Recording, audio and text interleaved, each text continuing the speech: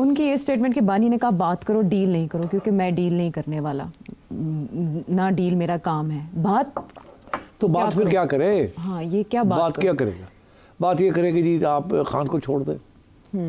कैसे छोड़ दें? वो तो डील के बगैर नहीं होगा ना, जाहिर है। और वो भी कोई बहुत ही बड़ी डील होनी पड़ेगी जो कि जिसका जाके रिज़ल्ट जो है वो 5 साल के बाद मिले या 6 साल के बाद मिले।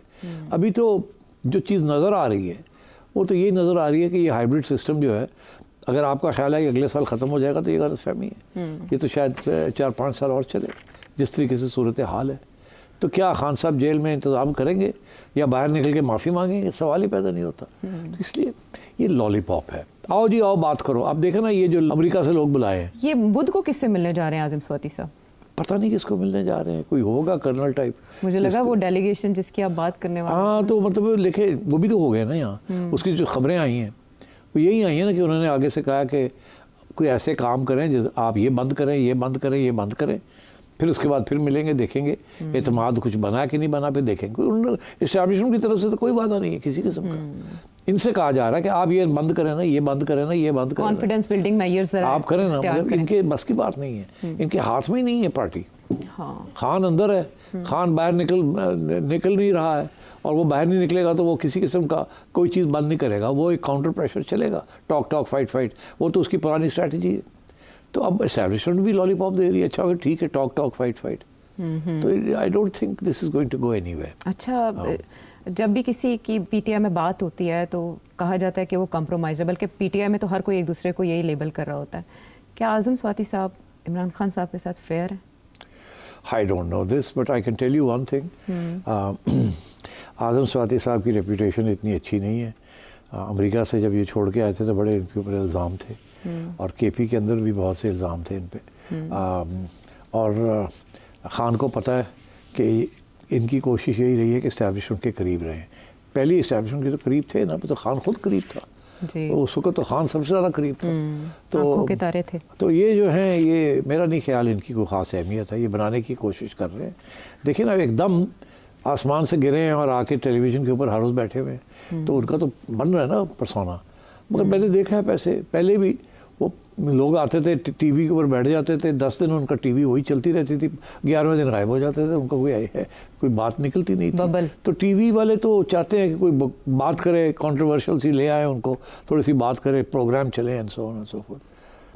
आई don't think Azam Swati has the confidence of Imran Khan और of the establishment. I think both are playing games by him, और मैं ये समझता हूँ वो भी अपनी गेम खेल रहे हैं ताकि अपनी कोई अहमियत बने उनकी। अच्छा, आई थिंक दैट्स इट। अच्छा, एक और चीज़, एक और शख्सियत जिनको इन्होंने सिंगल आउट किया, एक तो ये कि आर्मी चीफ के उस्ताद के ज़रिए मैंने बात करने की कोशिश की आज़म स्वाति साहब के बकौल, और एक आरिफ अलवी साहब ने अपने तौर पर कुछ कोशिशें की, वो नाकाम रही। हाँ, तो आरिफ अलवी साहब अब आजकल वो बहुत मसरूफ़ हैं अमेरिका में, उनका अब वापसी पे कोई किरदार हो सकता है या वो वापस आएंगे?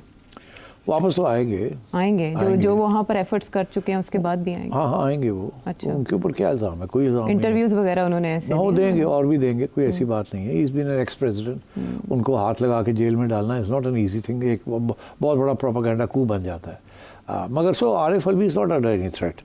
वो आएंगे, मगर आरिफ अलवी को एक्सेस नहीं मिलेगा टू द आर्मी चीफ और to anybody high up in the establishment. Okay, I don't think so. I think this question doesn't arise. Okay, वही आपकी बात कि फिलहाल एस्टैब्लिशमेंट की तरफ से कोई ग्रीन सिग्नल नहीं है। यार, आर्मी चीफ मीडिया को नहीं मिलता, आर्मी चीफ जो है वो सिफारशियों को नहीं मिलता, army chief ex army generals and chiefs को नहीं मिलता। तो you give me a break यार। ये आर्मी चीफ इमरान खान के नंबर 2 और नंबर 3 और नंबर 4 को मिलेगा। Give me a break. ठीक है, समझ गए हम। बहरहाल फ़िलहाल तो है कि जो बातचीत है उसकी गुंजाइश निश्ता। देखते हैं बुध की मुलाकात के बाद आज़म स्वाति साहब के पास क्या वर्जन होता है। अब हम ज़रा इश्यूज़ की तरफ चलते हैं जिनके रिजॉल्व करने के लिए एक अरसे से ज़रूरत महसूस की जा रही है, लेकिन कोई चेंज नहीं आ रहा। बलूचिस्तान के हालात बल्कि दिन ब दिन ख़राब हो रहे हैं। अख्तर मेंगल साहब जो एहतजाज कर रहे हैं, धरना देने की कोशिशें कर रहे हैं, कोयटा जाना चाह रहे हैं, जाने नहीं दिया जा रहा, हुकूमत दूसरी तरफ खड़ी है उनके। और दूसरी तरफ हम देख रहे हैं कि अब्दुल मालिक बलोच साहब, साबिक वज़ीर आला बलूचिस्तान, वो नवाज शरीफ साहब से मिलने आ जाते हैं उनकी रिहाइश गाह पर। नवाज शरीफ साहब के साथ उनके कैबिनेट मेंबर्स शहबाज शरीफ साहब के वो होते हैं मौजूद, शहबाज शरीफ साहब नहीं होते। वो मीटिंग बड़ी इंपॉर्टेंट होती है और अब्दुल मालिक बलोच साहब नवाज शरीफ साहब से किरदार अदा करने की अपील करते हैं। नवाज शरीफ साहब वो एक्सेप्ट करते हैं कि वो करेंगे किरदार अदा, लेकिन जाफर एक्सप्रेस के हादसे के सानहे के बाद से नवाज शरीफ साहब की उम्मीदें थीं कि वो बलोचिस्तान जाएंगे, वो नहीं गए। इससे पहले वो लंदन जा रहे हैं, लंदन से वापसी पर शायद बलोचिस्तान का दौरा करें। अख्तर मेंगल साहब कहते हैं कि नवाज शरीफ साहब क्या करेंगे, उनके पास तो कुछ है ही नहीं हाथों में, जबकि अब्दुल मालिक बलोच साहब कह रहे हैं नवाज शरीफ साहब मसला हल कर सकते हैं। दोनों में से कौन ठीक है? नवाज शरीफ साहब के लिए बड़ा मुश्किल है ना करना। अगर मालिक साहब आए हैं तो वो कह रहे हैं आप आएँ, अख्तर से मिलें। अगर नवाज शरीफ साहब कहते हैं नहीं मैं आता, तो वो तो बड़ा बुरा लगेगा कि इस वक्त पुकार है और वो आप नहीं जा। मगर फिर नवाज शरीफ साहब सोचेंगे कि मैं जाऊँगा तो क्या करूँगा, वो मेरी बात सुनने के लिए भी है कि नहीं, पहला सवाल। इससे ज़्यादा अहम एक और सवाल है, क्या एस्टैब्लिशमेंट को ये बात पसंद आएगी कि उनकी हुकूमत, हमारी हुकूमत बलूचिस्तान में जो बयानबाजी कर रही है, जो इक़दामात कर रही है, या जो गिरफ्तारियां हो रही हैं, जो सब कुछ है, क्या नवाज शरीफ साहब जाके वो रोक सकते हैं या नवाज शरीफ साहब जाके उसके तनकीद कर सकते हैं? नो, नो वे। तो फिर नवाज शरीफ साहब सोचना पड़ेगा ना फिर कि मैं अगर जाऊं तो मैं जाऊंगा तो क्या करूंगा? चुप करके जाके बैठ के सुन लूँगा, टीवी कवरेज हो जाएगी, नवाज शरीफ साहब आ गए, नवाज शरीफ साहब आ गए, मुज़ाकरात हो गए। उसके बाद क्या बयान देंगे नवाज शरीफ साहब जिसके कोई प्रैक्टिकल इम्प्लिकेशंस होंगे? नो। आपने देखा नहीं क्या हुआ? जैसे ही ये बात शुरू हुई है कि नवाज शरीफ साहब शायद विज़िट करें, तो आपने देखा वहाँ बलूचिस्तान की हुकूमत ने क्या किया। बलूचिस्तान की हुकूमत ने बयानबाजी शुरू कर दी है मेंगल साहब के खिलाफ, पीपल्स पार्टी के गद्दार कहना शुरू कर दिया, ट्रेटर दहशतगर्दों की बी टीम, हर किस्म की। ये इसका मतलब क्या है? ये तो आपका ख्याल है एवं ये हो गया? इनको तो इशारा हुआ है कि पै जाओ, मेंगल को पै जाओ। अब अगर एक गद्दार को नवाज शरीफ साहब मिलने जाते हैं तो क्या आपका क्या ख्याल है, क्या जाएगा?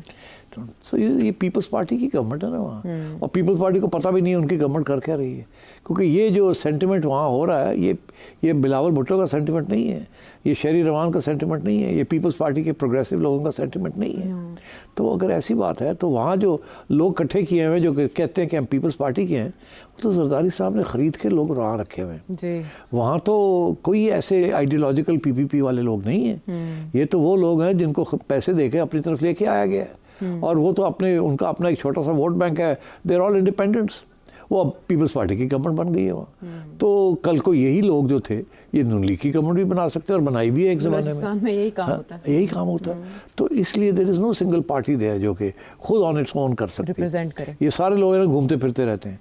तो इसलिए वो पार्टी जो कहती है हम पीपल्स पार्टी की गवर्नमेंट है, वो अब पड़ गई है अख्तर मेंगल को।